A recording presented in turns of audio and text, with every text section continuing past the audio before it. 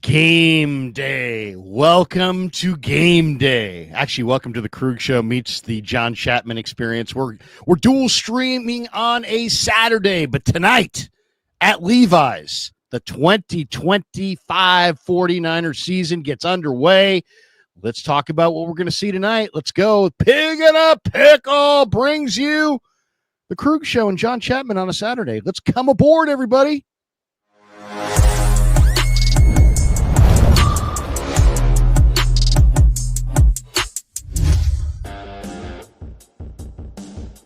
Off and running on a Saturday. Hope everybody's having a great one. Beautiful weather, Northern California. Preseason week 1 of the NFL is underway. I watched games last night. I'll be watching games all weekend long. I'll be watching games left and right on the NFL Network.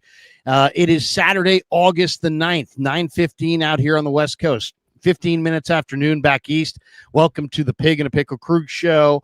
If you're watching live on YouTube, do us a favor, hit that like button, hit subscribe, make sure you hit the notification bell so you never have to miss a minute of me or John Chapman. Hit like and subscribe on both channels. We're dual streaming today. And remember, once the live stream wraps, you can catch the full replay anywhere that you get your podcast, Spotify, Apple Podcasts, wherever your favorite platform is. You search the Krug Show and you'll find us on our end. And thanks to Pig and a Pickle for being the title sponsor of the Krug Show. Check them out. They're in Emeryville. They're in Corte Madera, open 7 days a week. We're also brought to you by Claw Daddy Arcades. They're a great sponsor, and they're a great follow on Instagram, at Claw_Daddy_Arcades to find a location near you. They're in Capitola Mall and Visalia Mall starting later this summer. And then we'll tell you a little bit later on about Sharp Corner, sports cards, and collectibles. But thanks for being here. And, John, if you have anybody you want to shout out, I know John does a lot of people travel with John, and they have the whole 49er Rush podcast hits the road and is doing some amazing things. And I know, there's a way if people want to travel that they can do it, John. So tell them how they do it. Yeah, if you want to be a part of the 49ers community on the road, 49ers Rush Road Trip, we go to every single away game except for the Rams because that's not really an away game. The Niners, that's a home stadium, SoFi.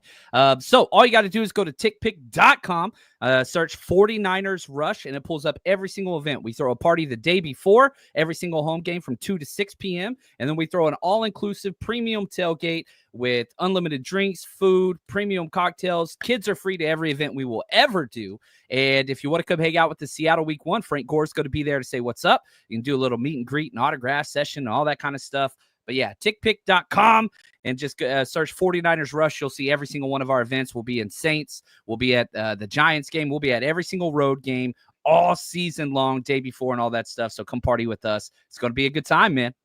There you go. And I just put that graphic up. You can check it out.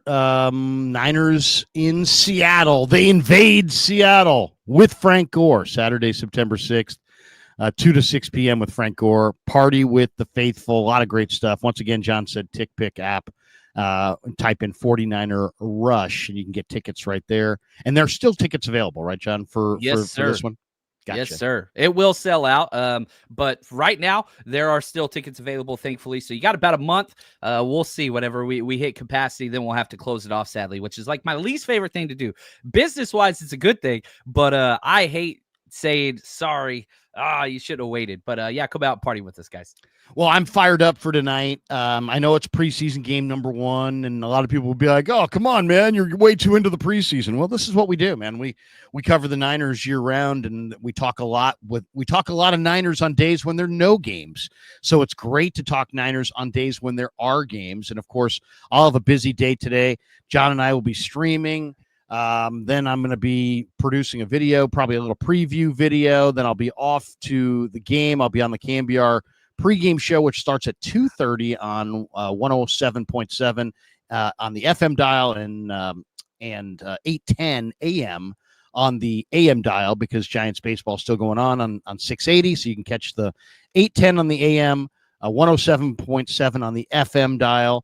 Bob Fitzgerald, Keena Turner, Dennis Brown on the call tonight. And then on the TV side, Tim Ryan, Guy Haberman sitting in for the great Greg Papa, who I texted with yesterday and wished him well. And we just expressed love for one another.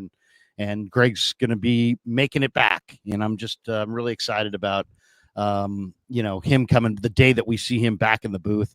But Guy Haberman will be doing an amazing job tonight, filling in his place on the TV side with, of course, the great T-Rock, Tim Ryan. And Vern Glenn is on the sideline, I believe, on the TV side. So check that out tonight. That's on KPIX on the television side. 5:30 kick, 2:30 pregame on the radio. What are we going to see tonight? And John, to me, it's like, I've talked to NFL people for years, football people for years about the preseason and what can be gained, what can be lost. Everybody's got a different philosophy. McVay believes sit all your guys. Shanahan believes you got to build up calluses in the preseason to get through the rigors of a season. So they're different approaches. I just look at it this way, John. There's only really three things that get done in the preseason. The offense can develop a rhythm, a cohesion through just, through reps, practice reps, game reps, communication at the lunch, in the lunchroom. Offensive cohesion can develop, as offensive football is about timing and cohesion and working together. 11 guys, 11 cogs in the wheel, so to speak. Defensive football is more about energy and accountability and you want to be in the right place at the right time, but it's a lot more about effort and accountability. So to me, in the preseason, what the three things happen. You build offensive cohesion, that's one. But then the other two things are, one is you lose guys to injury for the season. That impacts your season.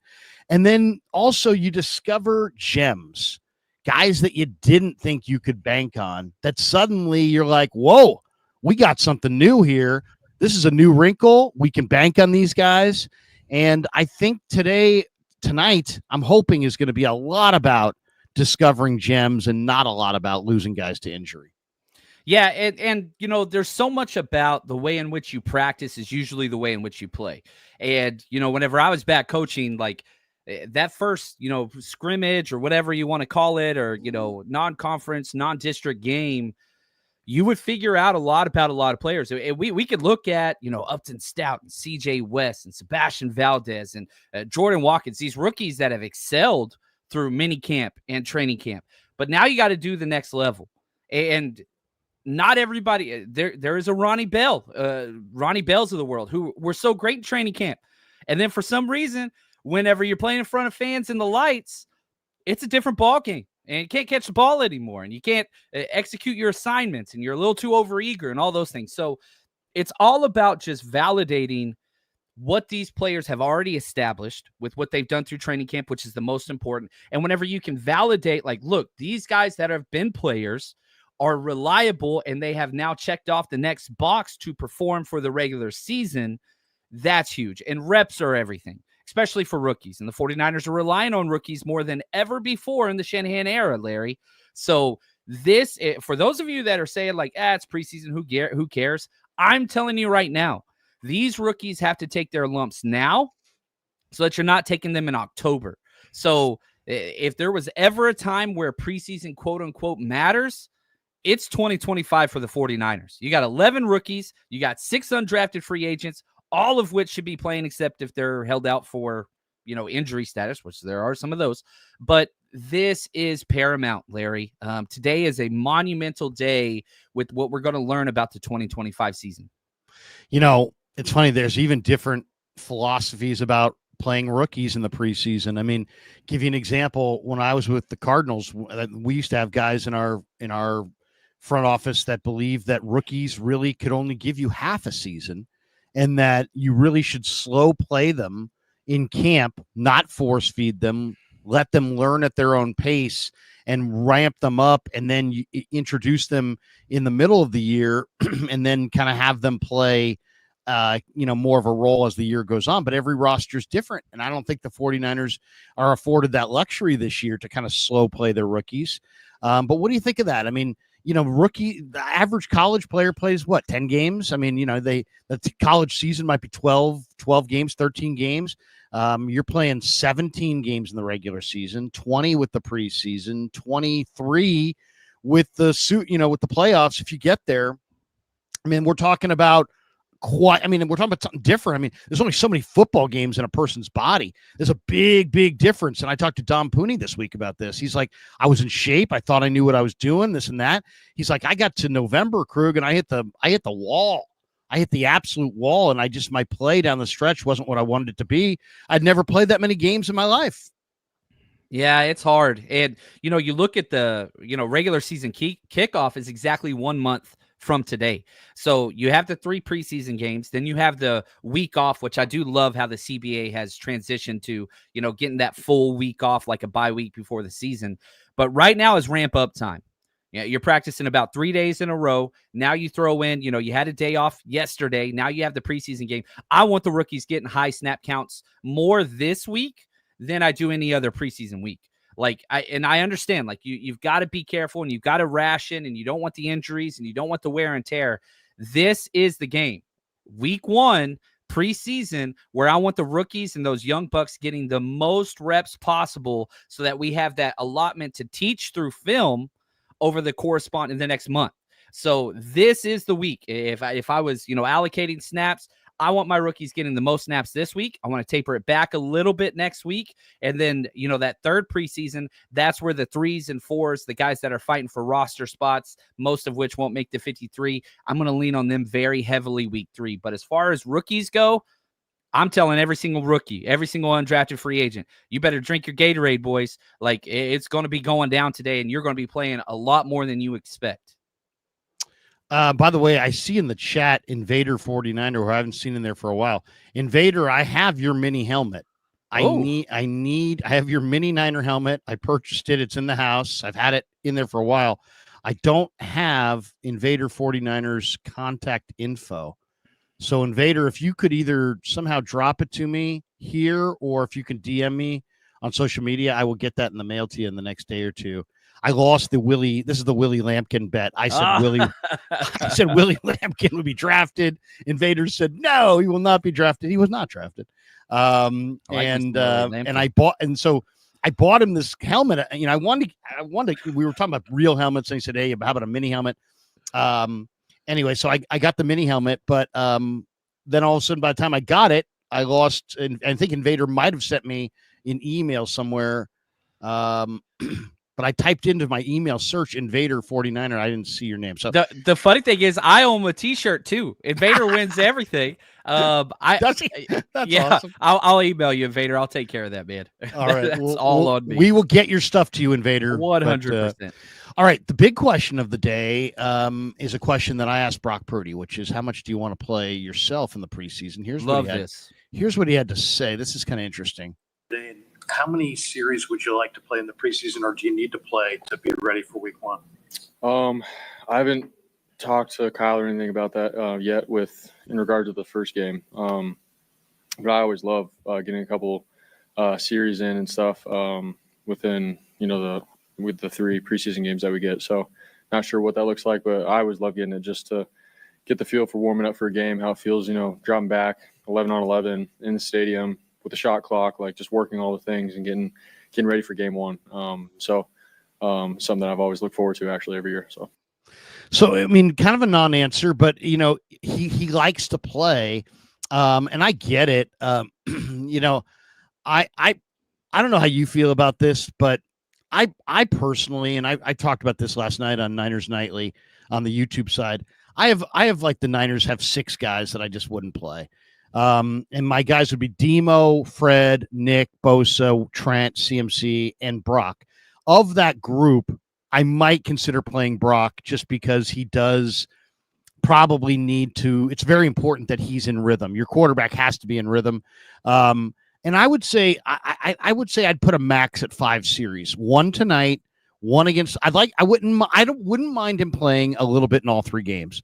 1 series tonight, 1 series against the Chargers. I like the idea of warming up the crowd, the whole thing, staying in that rhythm, even if it's just for a series. And then every game is a opportunity to get better. And then I would say that Raider game, maybe 2 series, maybe 3, depending on how the game goes. So I'm thinking 5 total series for Purdy. And then I don't want to see CMC, no Trent, no Bosa, no Warner, no Lenore. I'm only the guy I'm debating about are the two guys I'm debating about who would be the next on the list would be like Pearsall and Pooney. Do I play them? And I think I probably will play them. But what do you think, John? What would be your philosophy as far as, Shanahan said the starters will obviously start the game, but there'll be a number of starters that won't play. Who would be on your, sit list? So Brock Purdy is going to be tied to the offensive line. So if Trent and Ben Barch and whomever else is not playing, Brock Purdy's not playing. I'm not going to put Brock Purdy out there in 11-on-11 full contact if he's not getting the protection that he deserves. Yeah, I mean, you look at Anthony Richardson, he should have known he was hot, but dude got blown up on like the second or third play, broke his pinky and whatever else. Not saying Brock Purdy and Richardson have anything in common besides the fact that they're quarterbacks. But if you look at last year, not to interrupt you, but Brock did take a hit like that right away by Keanu Neal in that first Tampa start where he didn't necessarily see Neal and he got keyholed. So, I mean, I know you're right, though. I saw that play. Richardson, come on, man. You got the free release to the flat on the same side. And you got to know you're hot. Yeah, you got to know where your hot is. And you got to also kind of take a quick peek to see who's coming free. He seemed like totally like he was like so tunnel vision on his target, which shows how raw he is, really. Yeah, really. And so like I would tie Brock Purdy to protection. Last year in the preseason, Brock Purdy didn't play in the first preseason game. He played 11 snaps in the second and then 24 snaps in the third preseason game. So that kind of ramp up time. Now, Brock Purdy's been out there at camp for the most part, besides whatever he's having kids, which, man, that's awesome. And congratulations to the Purdy family. But I feel like he's had a good camp. But, man, that joint practice did not go well for Brock Purdy. So, like, I could guarantee you players want to play. But you heard it from Brock when you asked him. He's out there chomping at the bit, man. Let me get out there and get a series in. But if Trent's not playing and if Barch isn't playing, which we don't know yet, but if those two guys ain't going, I'm not playing Purdy this week, period. I want those guys out there. And if they're not, I'm okay with the Spencer Burford at left tackle if all other four starting offensive linemen are going to play and if Kittle's going to play and whatever else. But with the wide receiver situation the way that it is right now, and man, are you going to wrap Ricky Pearsall bubble wrap or are you going to let him go? That depends if I'm playing Purdy at all. But yeah, Nick Bosa, I'm not playing. Fred Warner, I'm not playing. I don't want any of those established all-pro vets. What are they going to get at this point in their career? Maybe you let them get one series, whether that's, week 2 or week 3, but that's about it. Trent Williams, I only want him out there just to protect Brock Purdy. He doesn't need the reps. But, the established all-pros, I'm resting those guys. Here's the thing about that, too. It's like I kind of agree, kind of disagree. I mean, I do agree. I don't want to put Brock out there without the top-tier offensive line. But at the same time, it's like, he may have to get used to playing this year with some of these backup linemen. And would we want him to have some experience? I mean, he's got practice reps.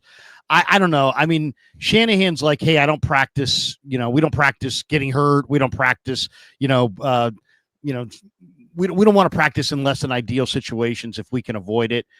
So I get the idea. I felt that way for years. Like if there's no Trent, I don't want Purdy to be out there. But like Trent's now at an age in his career where I don't know, I want him to play at all in the preseason. And yet I do want Purdy to play in the preseason. So I'm kind of a little bit torn there. I hear what you're saying, but that kind of leads us into my next question to you, which is 49ers 2025. Drop this one. He goes, he's got this one. He said, we need to bring in more offensive tackles.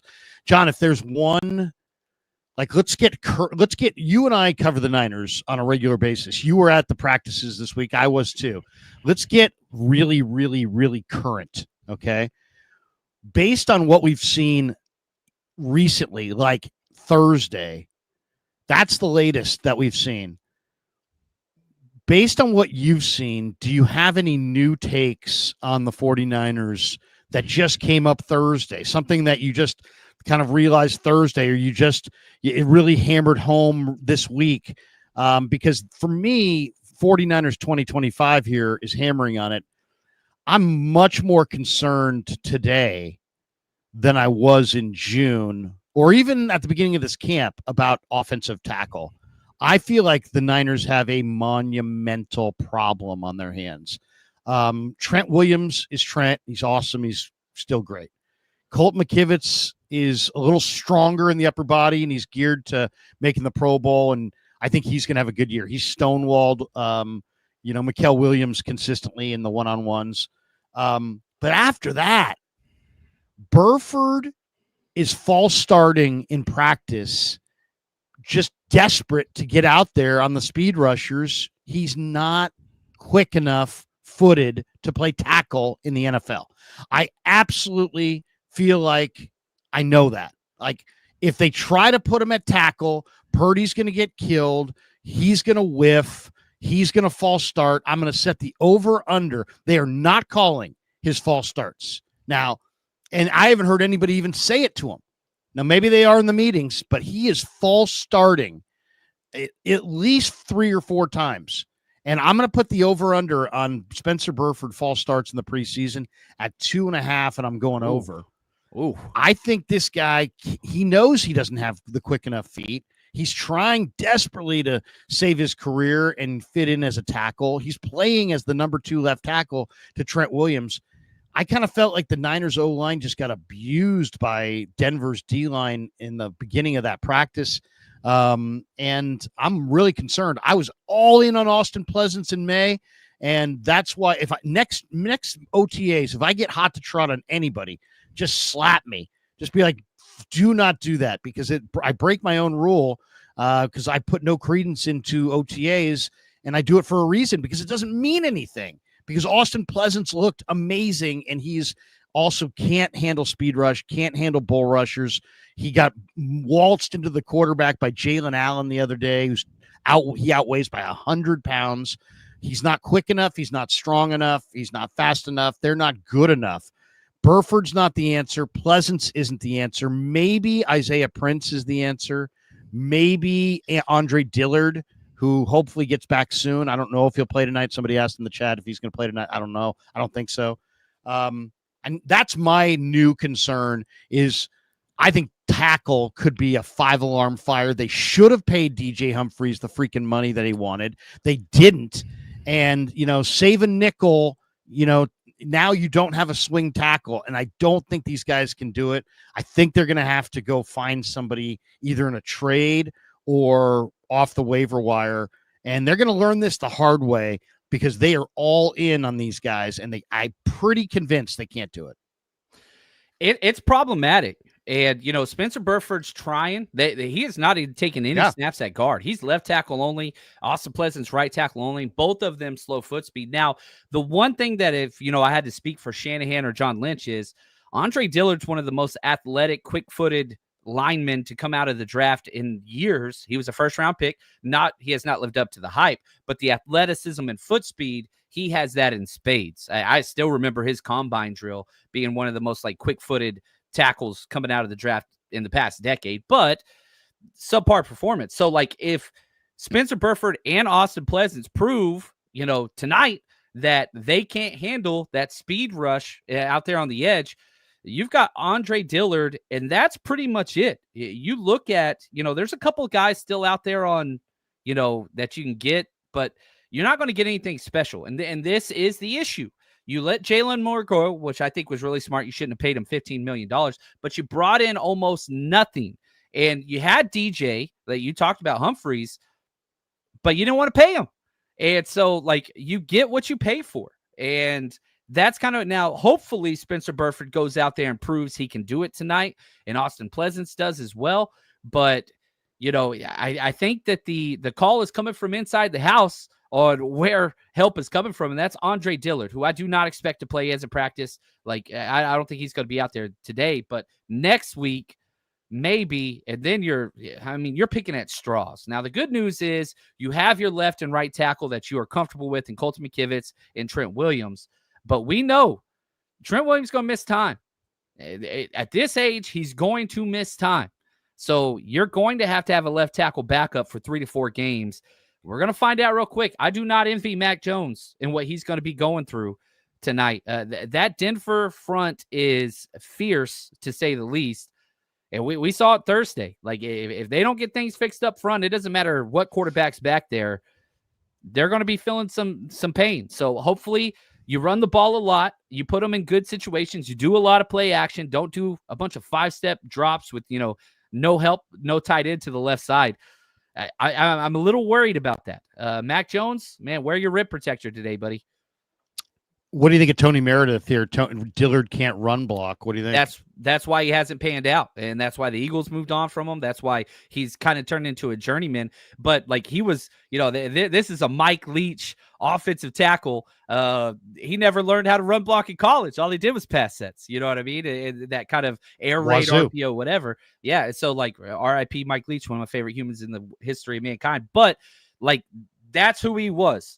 And so the 49ers have a couple guys like Nick Sakel fits into this mold as well, where he's just very good pass protection, not a great run blocker.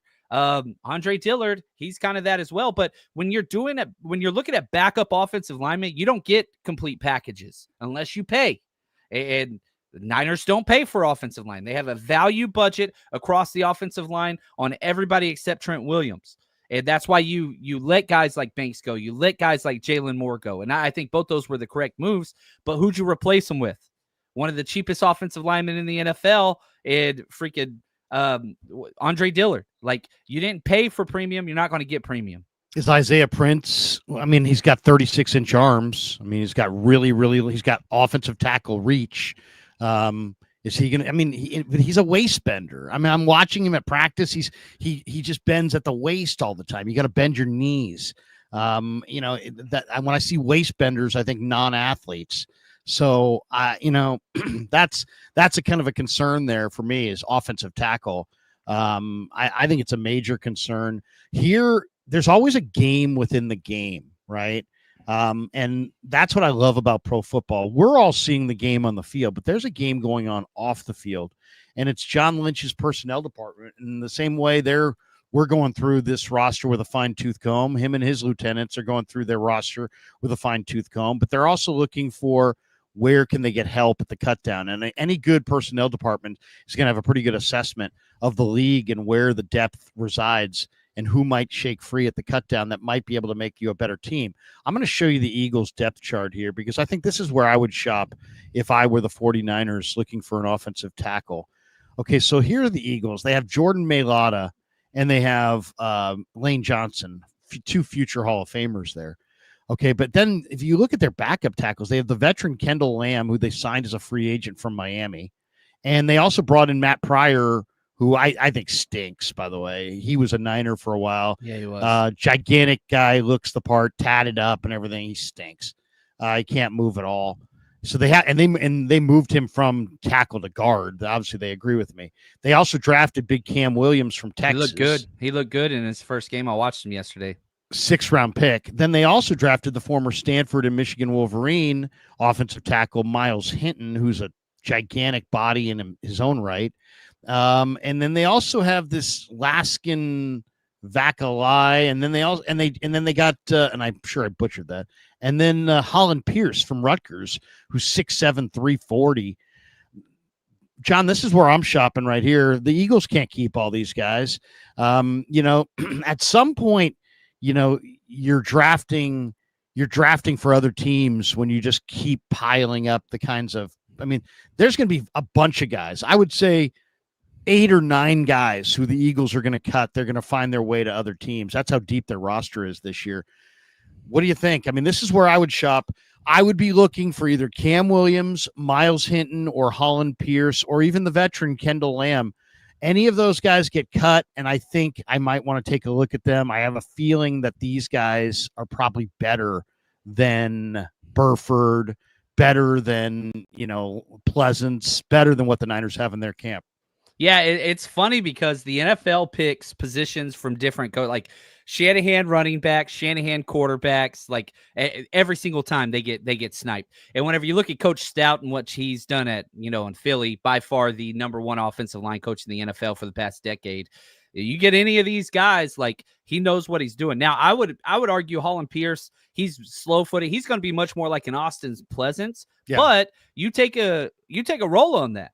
If you can get him in, yeah, for sure. Do you think he could be that left tackle? I know he doesn't, zone block like you're going to want to, but man, if you just get somebody that can pass protect, and again, this is a guy that can get you through the pinch. We're not saying get Holland Pierce and start him over Colton McKivitz or anything like that. Right, yeah. But it's a flyer to boost the floor of your offensive tackle play, which I'm a little concerned about.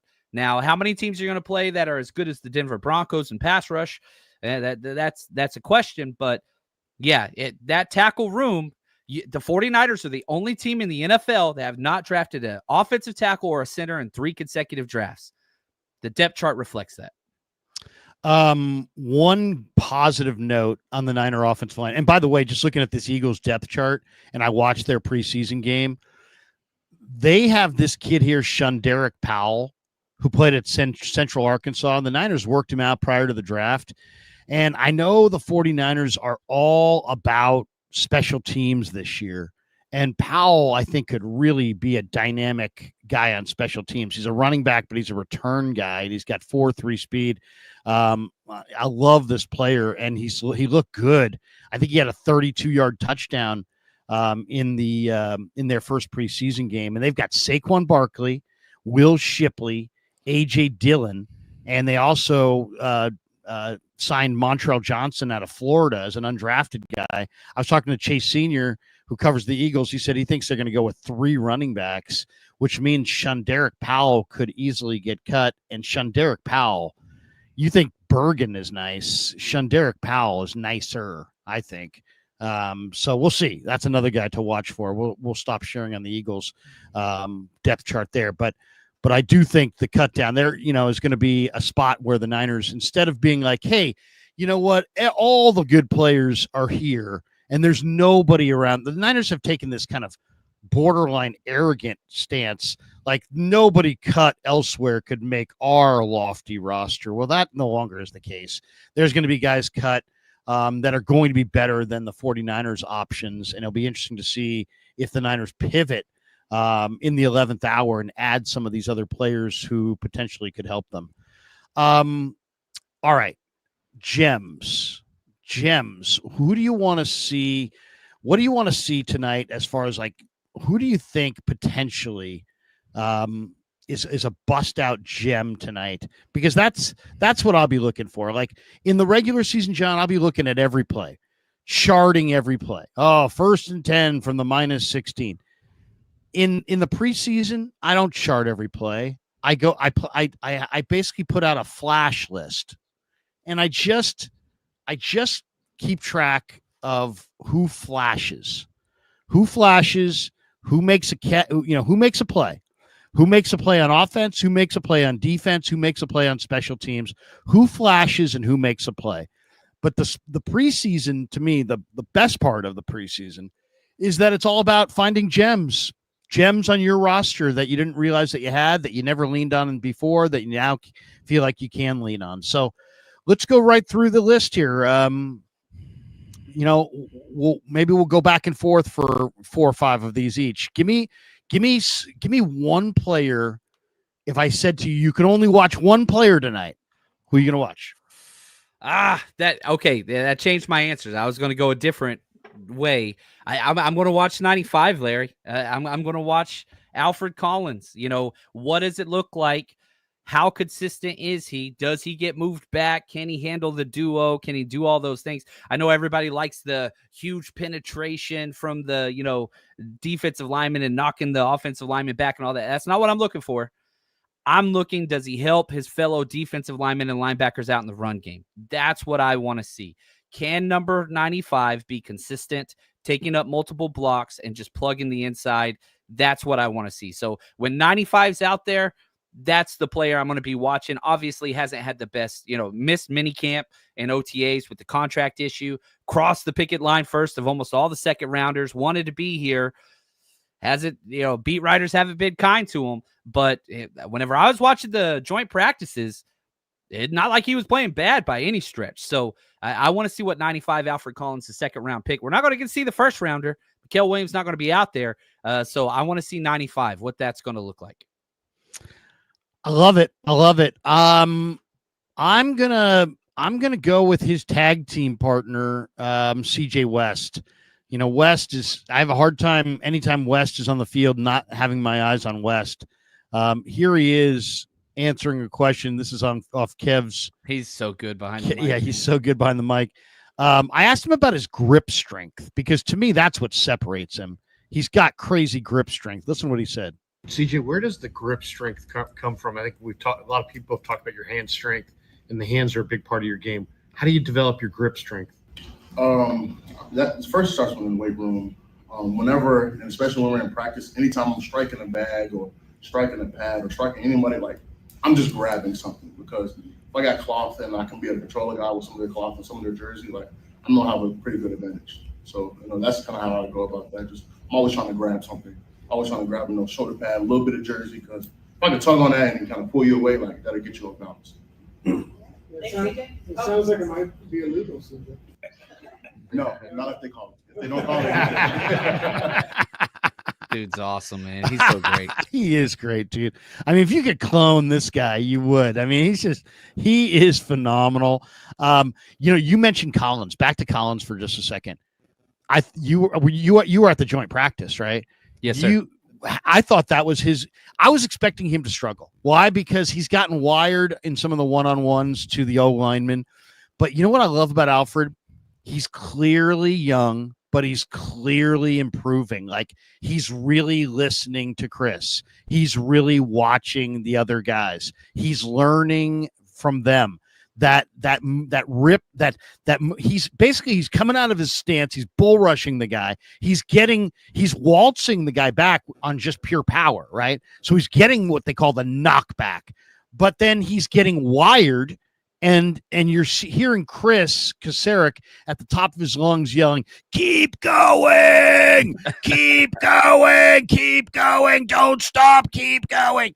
And then now in the last couple days, and in this practice Thursday, he's bull rushing, and then he's throwing a guy away, and he's pulling the guy back, and he's starting to use some of that grip strength that CJ so much uses, that this guy needs to use. And you can see he's getting better. He's not a pure speed pass rusher. He's 6'6", 330 for crying out loud, but he's improving as a rusher. And I thought his best practice was against the Broncos.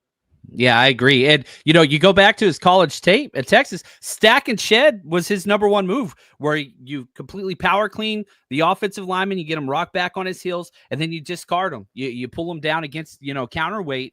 Like you've seen him do that. So the fact that he's putting that into play, remember, this was a two-gapper in college. It's a completely different scheme, completely different system, completely different foot technique, completely different hand technique. Now you're starting to incorporate all of that together. I'm telling you, it might be a slow start, but 95 is going to be a contributing member to this 49ers defense, and it's going to be so important to stop in the run, which was the number one focus of Robert Saleh returning to the 49ers. We're stopping the run. Mikael Williams, stop the run. Nick Martin, stop the run. Upton Stout, stop the run. That is what is going to allow this defense to have success, forcing third and long. So it's not going to be about sacks. It's not going to be about tackle for losses. It's going to be about team gap control run defense, and Alfred Collins helps with that. All right. There were some big moves this week, or a series of moves, and this was basically, I mean, we could list them all, but we won't. We'll just share the screen on this one tweet. This was Mayoko tweeted this earlier in the week. The Niners cut Greg Joseph, Trey Avery, Isaiah Nayer, Tanner Mordecai, Mason Pline. They've since re-signed Mordecai. I asked Shanahan that day, I'm like, why Carter Bradley over Mordecai? And he's like, we might sign Mordecai back. And sure enough, they did. He's like, we needed the roster spot because of all the injuries we've had at the D-line. And so they cut Mordecai. But now Mordecai's back. Pline went to the Saints. Nayer went to the Packers. Avery went to the Patriots. Joseph is probably sitting in a Santa Clara Hyatt waiting for Jake Moody to miss tonight. They also signed Bradley and I. the former New York Jet, Bruce Hector, former New York Jet, Jalen Mahoney, their safety draft pick from Vandy last year, Fabian Moreau, who missed the joint practice yesterday with some injury, and then Isaiah Prince. Did you have a thought on, this was like this all was announced just minutes before they hit the practice field the other day. Not on Thursday, but I think on Wednesday or Tuesday or Wednesday. What did you think? Did you have any thoughts on this, these 10 guys moving around? Yeah, I think it's impressive that 4 out of 5 of the guys you let go are on teams now. That's pretty impressive during this 90-man spurt that the NFL's in. That is uncommon. 4 out of 5 guys are on rosters already. Some of them, you brought back Tanner Mordecai, which I think speaks a lot that Brock Purdy probably not going to play. You have 5 quarterbacks on your roster right now. Brock Purdy probably not going to take snaps today. But Bradley and I, by far, his very first practice, he was in the backfield 3 out of 4 plays in a row. I thought that he was great. And I think we're going to see a lot of the safety, Taylor Hawkins, who you brought back. The Niners love that dude. He is a practice stud. He's won practice squad player of the week multiple times. They love him. It's just his ceiling is low. His floor is high. So we'll see. I was really big on Fabian Moreau coming out of the draft. And so I want to see how he's going to play. Haven't really noticed too much of him in the practices I've been at, but he's going to get some snaps because corner room is light. It is super light. So we'll have to see some of these guys play. They're going to get some snaps. They're going to be able to put out their kind of tryout tape. I don't think any are going to make the 53-man, but they're going to get their shot. You mentioned Bradley and it's funny. I saw Brad Graham was he tweeted out, Bradley and has gotten to the quarterback a bunch. Here's Saleh. I asked him about Anai because he knows him. I like him. I think the Niners got something here. I think the Niners got something in Sebastian Valdez and Bradley Anai. They're 2 guys that I will definitely be watching for tonight. Here's Saleh on Anai. Robert, what do you like about Bradley Anai? He was really good at Utah, and he really killed it in the the UFL. I know you had him with the Jets. Yeah. What do you think of Anai? Bradley, he came to us at the Jets from Dallas as a practice squad guy, gave us an op to work with him. We were all really excited to work with him. We thought that he had a legit chance to make a really good roster on D-line in New York, and he tore his ACL during OTAs, and which set him back. Proud of him. He found his way. He had a really successful season. So he's here. He's a good player. I'm not going to say who I compare him to, but he's a very smart, effective player. He's got great versatility. So it's a great opportunity for him. Hope he takes advantage. Who does Robert Saleh compare Bradley Anai to? I got to get that answer because it's a good player. He doesn't want to say it. He doesn't want to say it not because the guy it's some stumble bum. He doesn't want to say it because the guy who he's comparing him to is probably pretty damn good, and he doesn't want to put any pressure on Anai. But Anai, this is you're a football coach, John. You could speak to this. Speed off the edge means a lot. This guy doesn't have it. Some guy.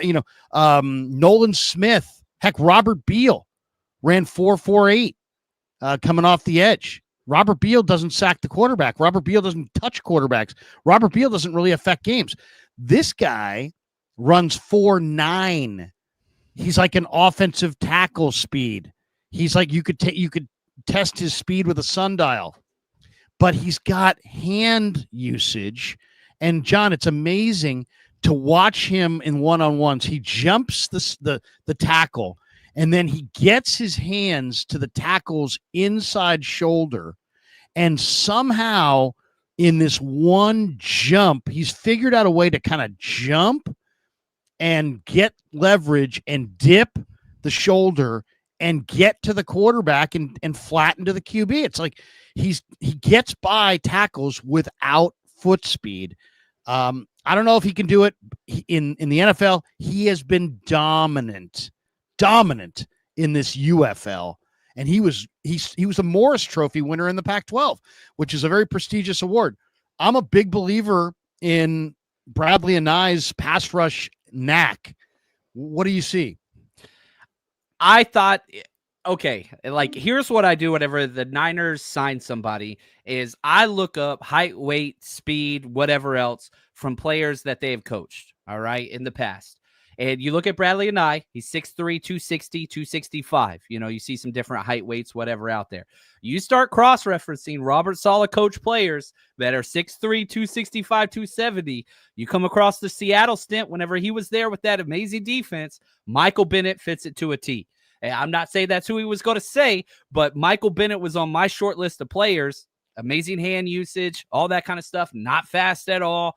That would be my guess. But then you start watching Bradley and I don't think that he's going to be making the 53. I think he could be elevated if Sam O doesn't go or if Mikael Williams is out for extended period of time. I think he could be that strong side buck style defensive end that is stout with pass rush upside.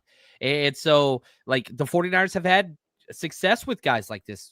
Talking about Sam O, guys that have bounced around on other teams' practice squads. You bring them over, and it's like, hey, look at this. It kind of works out. It's a system fit. So the 49ers put a premium on players that are good with their hands on that defensive line, and that has shown. That has already shown with Bradley and So you're going to see him a lot of snaps. He's going to get a chance to prove himself tonight. Tonight, we will see a lot of them.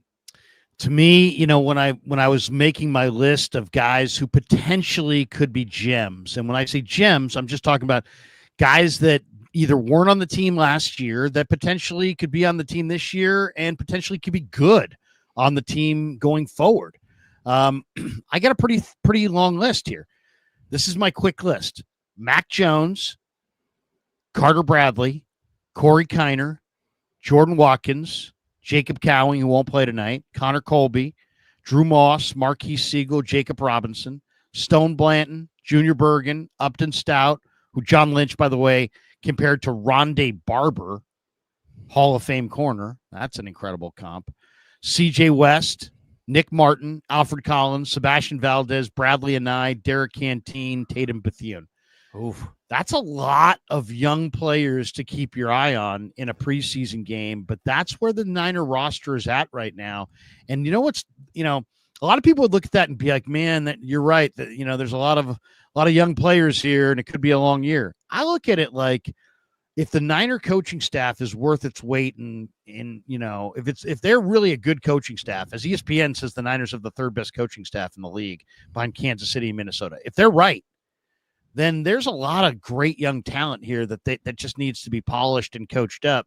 I'm very, very excited for this season. I think the 49ers are going to be one of the fun teams to watch as this season goes on. I think they're going to get better and better and better. They got a lot of young talent.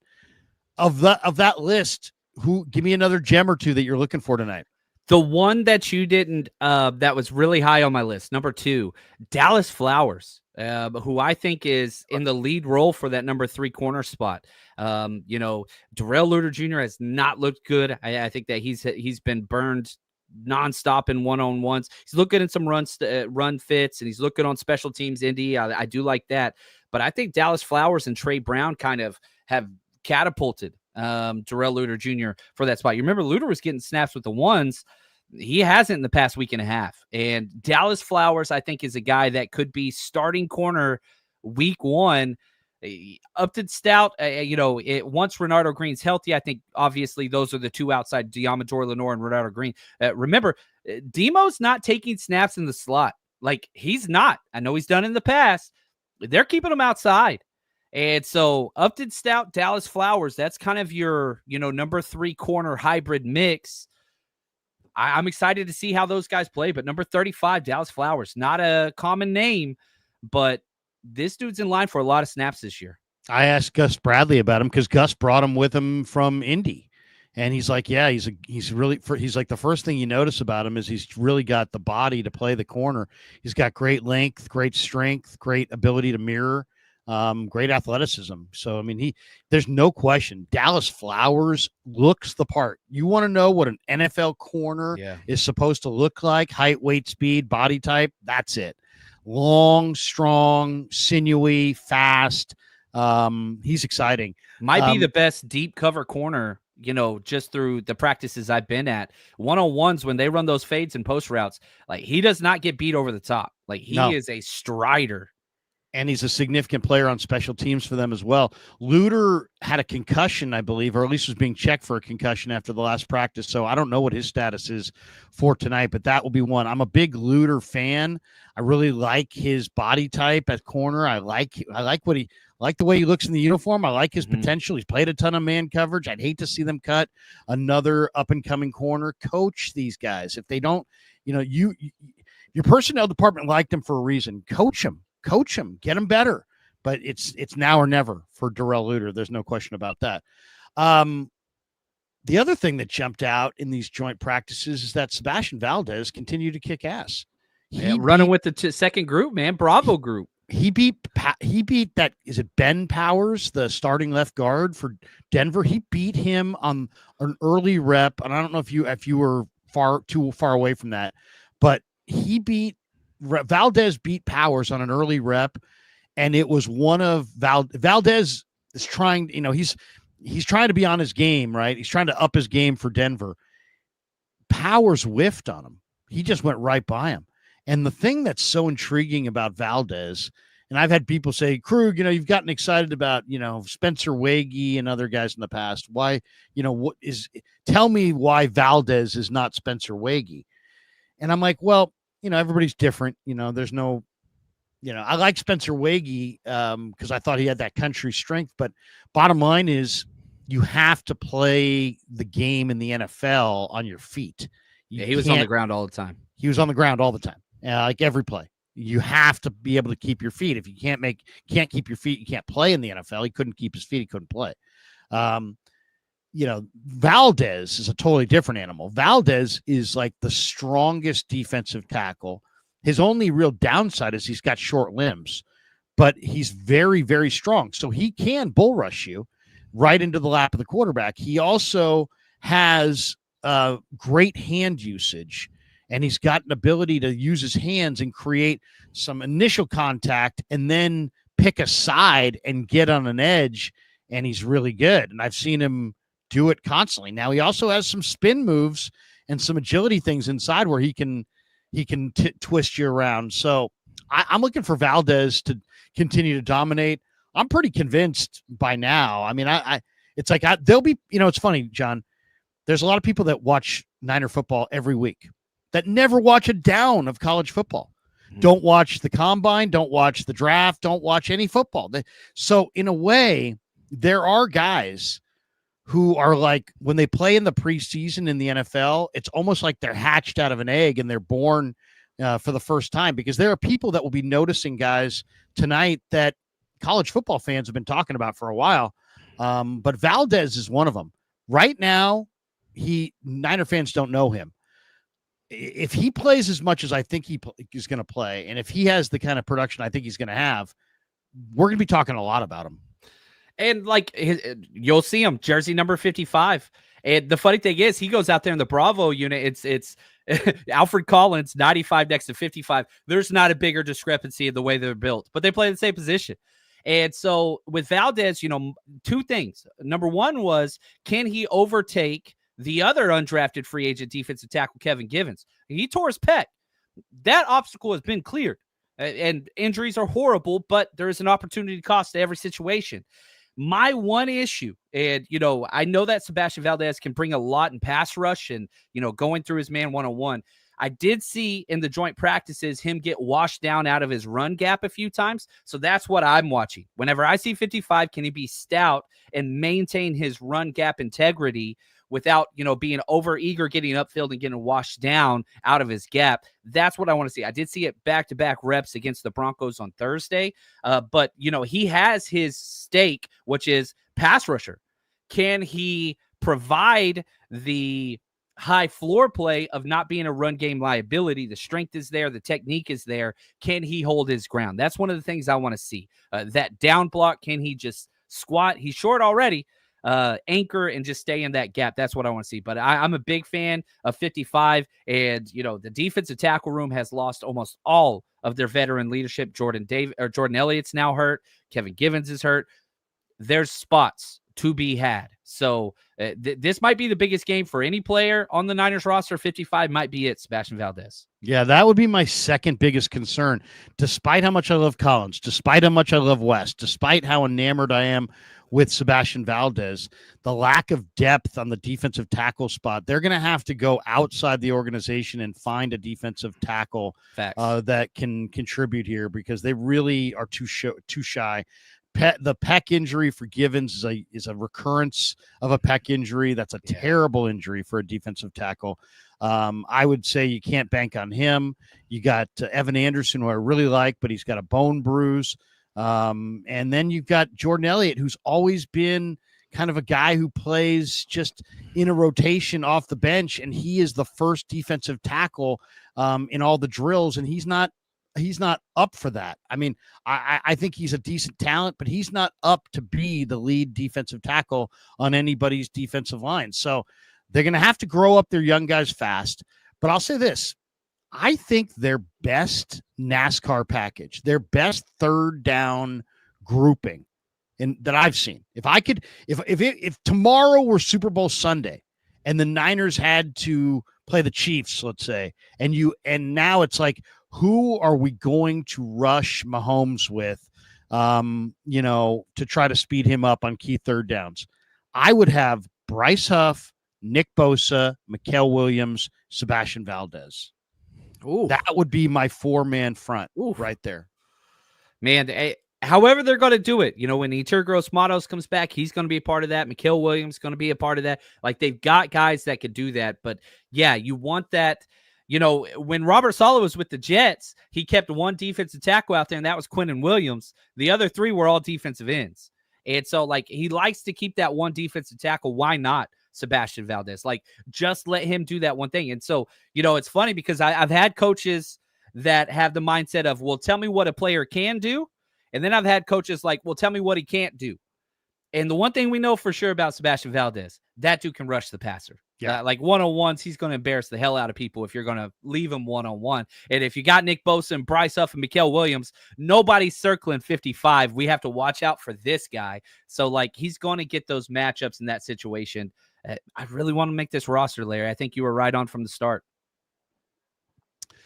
Okay, Thursday, a couple last thoughts before we get out of here. Today, by the way, for those of you that there's a preseason game going on as we speak. The Giants and Bills are playing right now. First quarter, no score. Larry, are you watching the game on the other screen? Are you watching the game right now? I should, because I am the guy. I spent a bunch of time last night on the couch watching NFL preseason. I will sit there and just watch it. So much. I brought my second TV into the living room yesterday. That's the football tradition. So now we got two TVs. The wife watches her show, and then I put football on mute on the other one. And so that's how we cohabitate. Well, help, happy wife, happy life. That's right. I just celebrated my 26th wedding anniversary 2 days ago, so I'm all about making Congrats, making brother. mama happy. All right. Today, though, so you get Giants, Bills, Texans, Vikings, Cowboys, Rams, Steelers, Jags, Titans, Bucks, Jets, Packers at Lambeau, Chiefs, Cardinals, Broncos, Niners tonight at 5:30. Have you seen any? Thursday we got Ravens. Ravens never lose in the preseason. I don't know what their record is, but it's gaudy. They won 24-16 over the Colts. Eagles beat the Bengals 34-27. Tanner McKee, I thought, looked really good. I don't know if you saw how much. Yeah. Tanner McKee was 20 of 25 for 262 yards and 2 starters. touchdowns. It was against the Bengals starters. He looks good. He looks really good. I thought in that Ravens game, the East Carolina running back, is it Keaton Mitchell or Keaton Mitchell? Yeah. Keaton Mitchell. Yeah. He's healthy now and doing his thing. I thought in the Seattle Raider game, the Seattle has found George Holani, the Boise State running back. And I don't know if you caught any of that, but Holani had 7 carries for 61 yards and a touchdown. He was quick, man. He was quick. He did look good. And what else? Oh, Shedeur Sanders had a pretty nice little debut. 14 of 23, 138 yards and 2 touchdowns. I will say this, though, Browns fans, before you just, Browns fans are like, we've got the next Joe Montana. And Mel Kiper's like, yes, you do. He compared him to Mel. He said Shador was the next, reminded him of his comp was Joe Montana. I was like, what are you talking about? But before you sit there and go, oh, Shador, don't forget that, Brady Quinn, Shador was 14 to 23, 138 yards. He had a 106.8 passer rating. Brady Quinn in his first game with the Browns, 13 of 20, 155 yards, 2 touchdowns, 113.5 passer rating. Let's pump the brakes on Shador. All right. It's one game, but he did look good. And what do you think that he will wind up being the starter there? There's Flacco. There's they got 5. They got a bunch of guys. They got Pickett. They've got the guy who was at Oklahoma and Oregon and Central Florida. I forget his name, but Dylan Gabriel. Gabriel, yeah. And then they've got Shador, who if Shador can continue to play like that, what I noticed is that he can move well in the pocket and he can improvise in the red zone. He's tough as hell. That's the number one trait. Like when you talk about Shador, he's tough as hell. Like he is very tough. Now, I think all those quarterbacks are going to start because I don't think that that's a very good team. I think Flacco is going to be the starter to start the season. I think you will see Dylan Gabriel. I think you will see Shador. I think you will see Kenny Pickett. I think they're going to run through the gauntlet. I don't think the quarterback of the future is on the roster as of yet. So I think you got back-to-back solid quarterback classes coming out of the NFL draft in 26, 27. And I root for everybody. I'm not a Shador fan at all, but that dude balled out. And if he can keep doing that, why not, man? He looked pretty clean. One other thing that caught my eye, the Patriots look way better. The Patriots put 48 on the Commanders. The Patriots have a quarterback. Drake May, I think, is getting nothing but better. He played very little. They also have Josh Dobbs backing him up now, the Pastronaut. But their third string quarterback is a guy named Ben Woolridge, who's a Pleasanton kid. And Woolridge came off the bench and looked great. He was 9 of 12, 132 yards and a touchdown. He had a 138 rating. The UC Davis kid, Lan Larison, had a touchdown and ran for 5 yards a carry. Efton Chisholm, the third from Eastern Washington, is kind of like a little Cooper Kupp. I mean, 6 catches for 50 yards and a touchdown on 8 targets. You liked him. Yeah, I really like him. I was telling my nephew, watch out for Efton Chisholm. And then the Cal kid, Craig Woodson, led them in tackles with 5 and had a hit on the quarterback. So he was one of my favorites. He was a rush crush guy that I loved. Craig Woodson. Travion Henderson was explosive. He only touched the ball once, but it went for 18 yards. I really like New England this year under Vrabel to bounce back in a big way. I think New England is going to be one of the surprise teams in the AFC. I think they're a borderline playoff team. Yeah. I'm a big fan. I thought Josh McDaniel, that hiring of the offensive coordinator, I thought was huge. And yeah, they have a lot of quality pieces. Will Campbell looked good. Kyle Williams looked good. Like they've got youth. We'll see if it comes together. They're going to have some bumps and bruises, but I'm with you on Drake May. He was my number 2 quarterback in the draft last year. Obviously Jaden Daniels, but I think it's Jaden Daniels, Drake May in that quarterback draft class from last year, just after 1 year. We'll see how it pans out, but I think that they have their kind of future planned out for sure. I'm big stock up on the Patriots, and I hate the Patriots, but yeah, they put together a solid roster. Let's hit our supers. We'll get out of here. And we got the big finish, one major question for you on the way out the door. Let's go with this one. It's not a super, but 49ers says, anyone know if Dillard is playing today? No. He hasn't practiced. I don't think they're going to put him out there. Eric Bochniars. Did I butcher that? That's an awesome name. That's an awesome name. He says, John, speaking of shirts, and we spoke about this via email, you need to work with CJ West on the I Hate Quarterback shirts. Everybody will buy one. Oh, yeah, dude. I talked to him about that. The agents and all that stuff, that always makes it complicated. But I'm not the merch guy, but it's a great idea. I'm going to do that because I am the merch guy. I do have a bunch of merch on my channel. I'm going to get Kev to put out I'm thinking maybe just a gray shirt with maybe gold, the red writing or the black writing. I hate quarterbacks, and maybe CJ West, maybe West on the back with the number.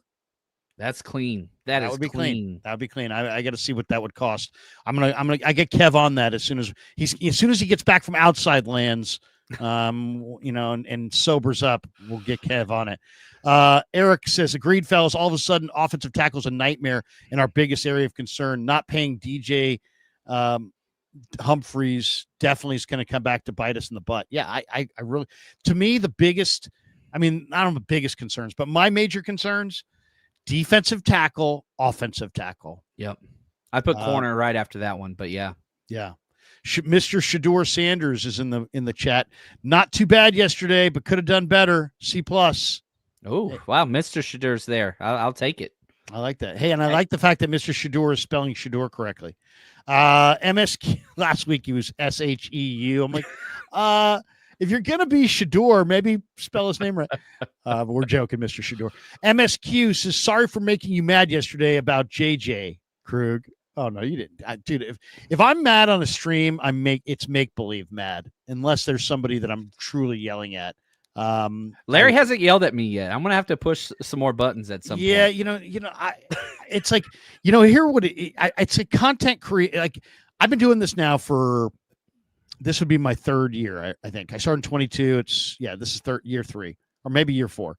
In the first year, I had some really ugly moments where I'm yelling at Vish. I'm yelling at Love Vish. Jesse. I'm yelling at, I don't know. I can't even remember who I'm yelling at. And I'm looking at those and I'm going, Jesus, I'm a jackass. It's like, what am I doing? It's like, I have a mortgage. I'm a father of 4, for crying out loud.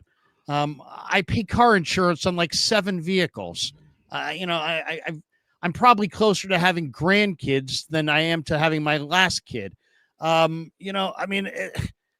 can't be yelling at college students, on YouTube. So I kind of made an evaluation that I'm not. It's not that I'm not going to yell, because I'm passionate. I'm very passionate, and believe me, as the season goes on, there'll be something that we disagree on, and we'll dig in our heels. But you know what? I only stream with people I like and people I respect.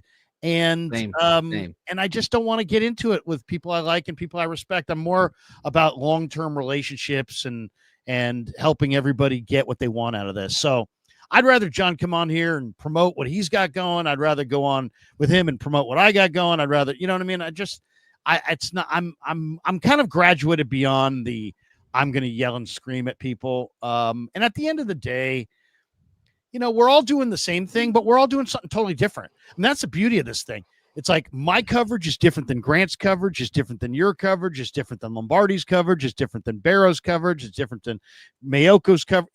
Everybody's got different coverage. And that's the beauty of this. That's the great thing. I love the fact that Grant and me and Dave and you, we're all in the same lane, but different lanes. And it's kind of like, you go to Baskin & Robbins. It's not, hey, welcome to Baskin Robbins. It's one flavor. It's 31 flavors, right? And so I kind of feel that's what makes the best. So I guess I'm not the yeller and screamer that I used to be. But we love you, Larry. You make our lives better, man. Really appreciate it. Go to hell, John. Oh yeah, there it is. you former Texas, get out of my state.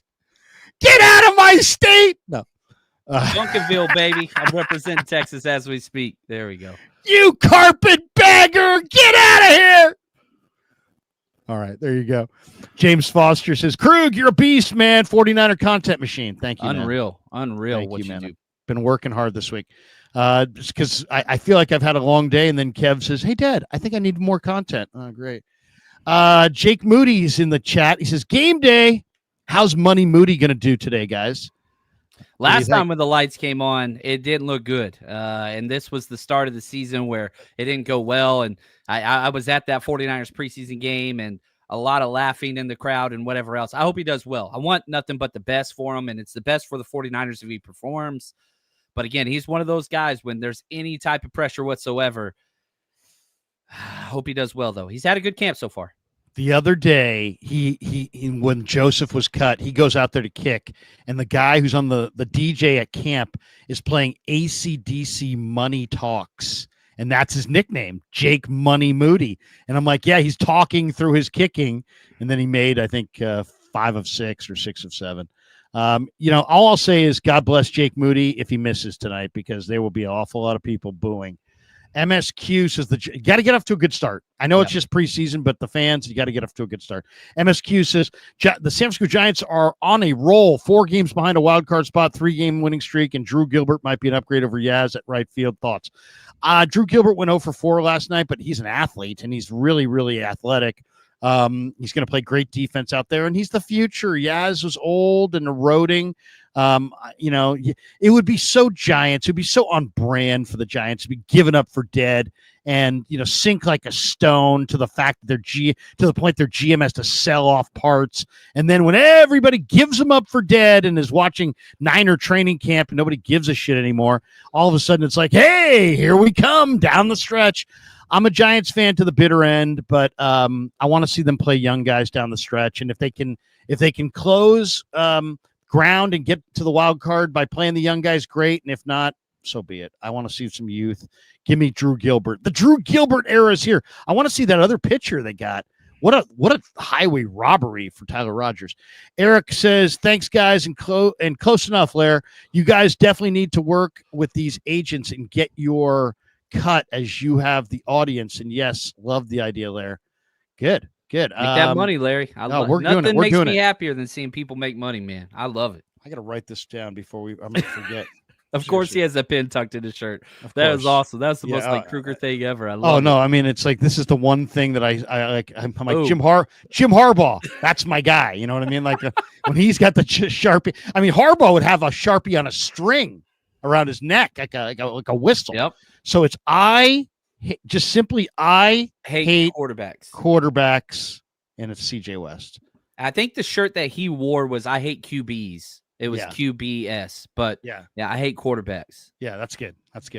I like that. It's coming, guys. And you know what I'm going to do is I'm going to get like I'm going to do like the Barstool thing. I'm going to get the Krug Show moniker, but just in the back and the top, and then I'll just go I hate QBs in the front, and there we go. I mean, I think that's a hitter. I'll wear it on the show, and then we'll really sell them. I wore that terrible Niners shirt. I shouldn't call it terrible because Chubby sent it to me, and it's actually pretty cool. But I probably wouldn't wear that to the game, but I wore that I put that on Twitter yesterday, and I got all kinds of people. Where's the link? I need to buy it. So, hey, man. You're a model. You're a model, buddy. Exactly. I'm like George Costanza. I'm a hand model. Ben Affleck's double chin. Larry, you've mellowed out. You've mellowed out more after working with Gary. Yeah, well, Gary will make you mellow out for sure. Couple last ones. I think this might be the last one. Moody foot versus Moody head. Who wins the battle? Yeah, exactly. The guy's got a great foot. It's always between the ears. That's the concern with kickers. He's got all the talent in the world. But, man, you listen to him talk, or you see him post-game, or you see him on the sidelines, and no confidence is instilled in any of those quotes or pictures or videos. I hope he's got it figured out. Eric says, yes, I love the collab, fellas. So excited. Thank you, Eric. Appreciate you, brother. We had one that made me laugh in here. Let's see if I can find this one. Butthead. Larry'd rather be shirtless because Larry's a model. Thank you. Sexy. All right, big finish. It is time for the big finish. Maybe the most surprising thing that I've seen in camp, outside of the Sebastian Valdez's and the guys who are gems that come out of nowhere, was in joint practice Thursday, watching Mac Jones complete 13 of 16 against a defense that was harassing and haranguing Brock Purdy to the point where Brock Purdy was like 14 of 26 or something like that. But Jones was out there playing on time. He's not the biggest guy. He's not the strongest guy. He's not the fastest guy, but he is smart. He can process. He is looking like he's taking to this offense like a hand to glove. He fits perfectly. He's saying all the right things. He's doing all the right things. This guy is one of the best acquisitions. He had an absolute deep ball dime to Robbie Chosen deep down the field. Mac Jones, what do you make of Mac Jones?